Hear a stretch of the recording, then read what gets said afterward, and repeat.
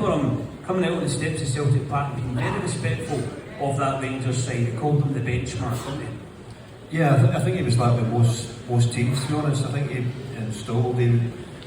It was brilliant at sending you out there before every game. To maybe say things like, we could lose a goal here in the first minute, don't panic, 60,000 here, but the fans behind us. So you would sometimes go out to the match and you'd think you're one down. So you started the game like on the front foot. It was brilliant, and that was, I think the boys will say, that was his biggest strength.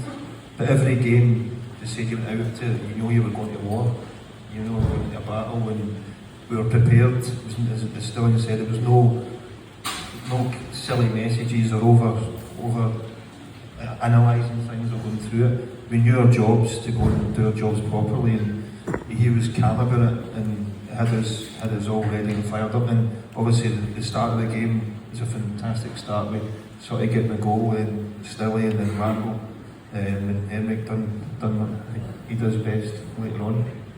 Yeah, one of the greatest goals I think in that fixture. I mean, you played with some great players on an international level, Stan, and club level. What was it about Henrik Larsson that set him apart? Everything. He was a complete player. He knew everything inside out, everything about football, about movements, the way he played, scoring goals, touches. For me it was really difficult because he was very demanding, especially for the midfielders.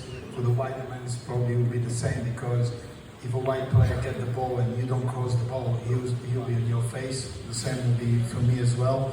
If he creates a space and I'm not into that space because he made that move, he takes himself away from goal and he makes sure that I'm there. I remember we were playing Kilmarnock and I kept getting late runs. So at half time, he pulled me in the sand in the toilet, and he said to me, if I keep running away from that goal, make sure you get in that space. You don't get in that space, I'm not going to open it again. And then I realized that I have to start making these runs on time, make sure that I'm there when the space is there. And this is what was Henrik. He wasn't just thinking about himself, he was thinking about how everybody else played around him. But every time we were on our knees, every time we're struggling or we weren't creating, you have one little chance and we just put it in. That'll be in.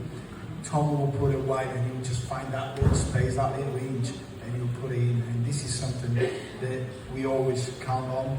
We knew that having Henrik, having Sutty, having Johnny, we're always going to have a chance to score. Alan.